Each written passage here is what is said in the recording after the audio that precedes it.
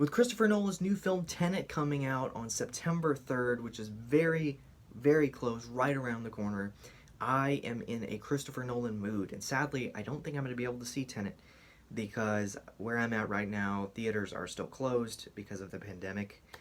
And I don't believe they're releasing Tenet online.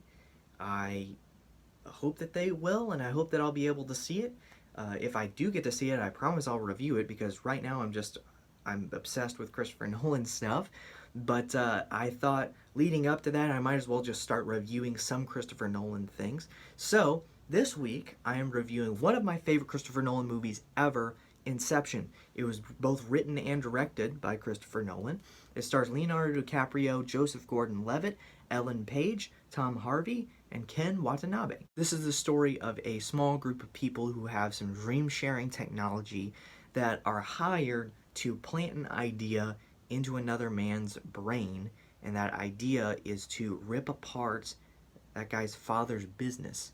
That's the simple version of the plot because the movie itself is pretty complex. Getting right into the good stuff of this movie, I absolutely love the opening scene. I know I talk about opening scenes a lot in movies, but every good movie has a really great opening scene. It perfectly establishes the information of the world that we're in. It's confusing, but there's also some really, really high-class action that makes it really exciting and fun to watch.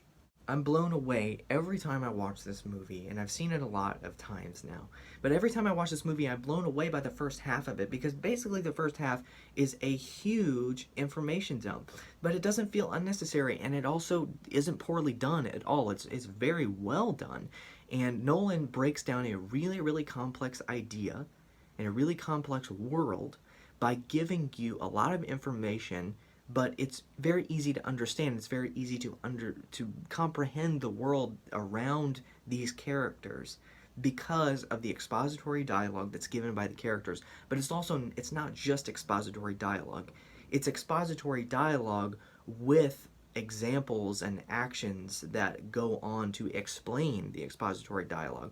Like there will be a character who is walking around and he's explaining the world a little bit, but there's also things going on around the world that are giving you an example of what he's talking about as he's giving this exposition.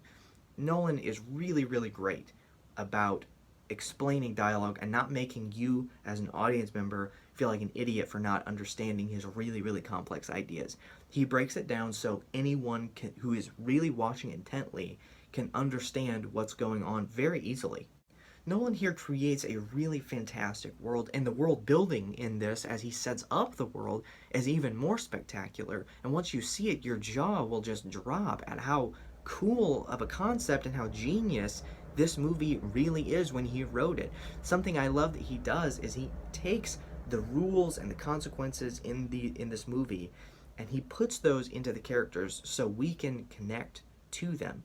Like Cobb's wife, Maul. Maul doesn't know what's real and what is a dream anymore, and because of that, she ends up killing herself.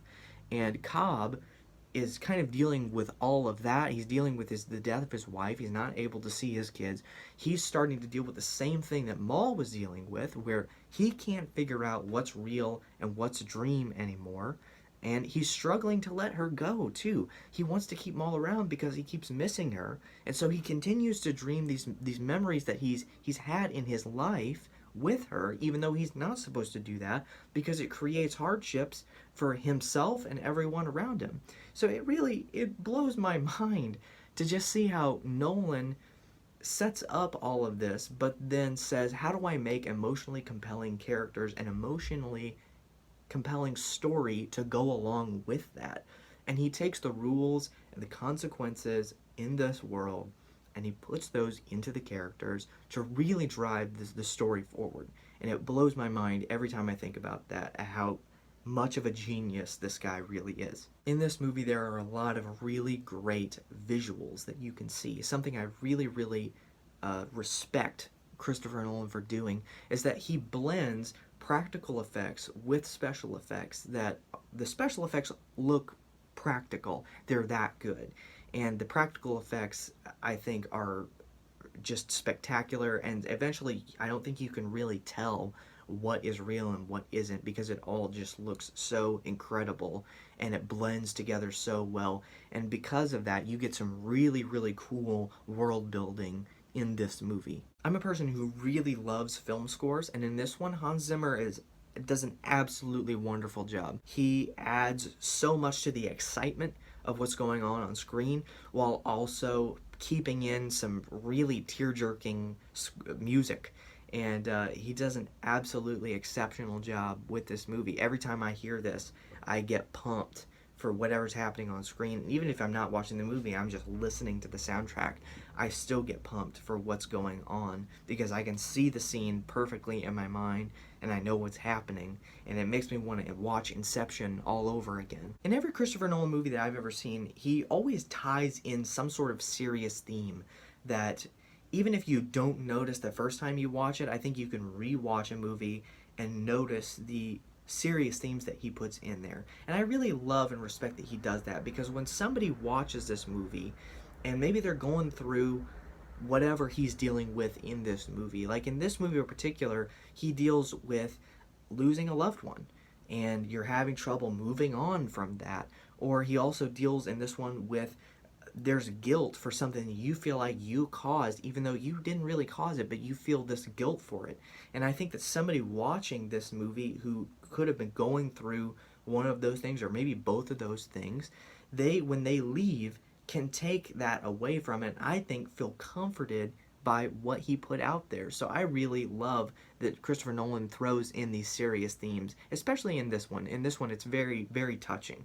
Just adding to the already complex nature of this movie is the extremely controversial ending of this movie. As the top is doing its thing, it cuts to black, as you know, and there are thousands upon thousands of videos on YouTube of people that are trying to explain what happened, or what actually happened, what's going on, what the ending means.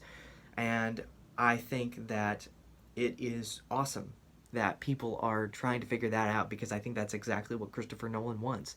Christopher Nolan wants you to get off your couch after watching this, or when he released it in theaters, he wanted you to leave the theater processing everything that you just saw to come to a conclusion. And I think that this is the perfect movie to cut to black on, because if you see what happens to the top, then I feel like the movie comes to this really kind of happy conclusion.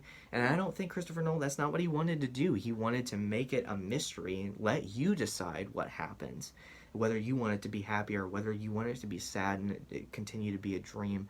I think either way, it's a very interesting concept, and I enjoy that he threw something in there for you to really process like that. I'm giving Inception an A+. I think that this is one of the best movies that I personally have ever seen. It's definitely up there.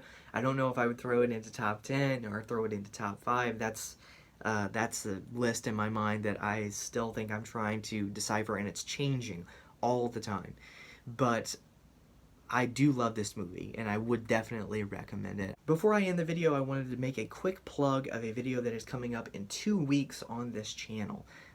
In spirit of Tenet that will be coming out, I wanted to put out another Christopher Nolan movie, since I'm not going to be able to review Tenet.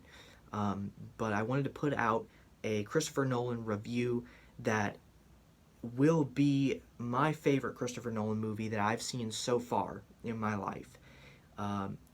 It's going to be a really special video. It's not going to be a normal review. It's going to be almost like a podcast. And I'm going to have a very special guest on with me. And he's been on this channel before, but we've been talking about this movie. We saw it together, and we were both blown away. We actually saw it very recently, but it's become my favorite Christopher Nolan movie ever. It's become one of my favorite movies ever, and we both kind of had the same reaction. We've been talking about it a lot ever since we watched it, and we finally just decided that we were going to try to do a review of that together. And I think that it's going to turn into more of a podcast than it will be a review. So that's going to be a very, very exciting video, and I'm super stoked about it. But that's coming up in 2 weeks. just to let you guys know about that coming up in 2 weeks. So stay tuned for that on this channel. Anyways, I'm going to go ahead and end the video here. Thank you so much for watching. If you like what you saw here, please subscribe, hit the bell icon to get notifications when new videos are posted. And for now, the review is concluded.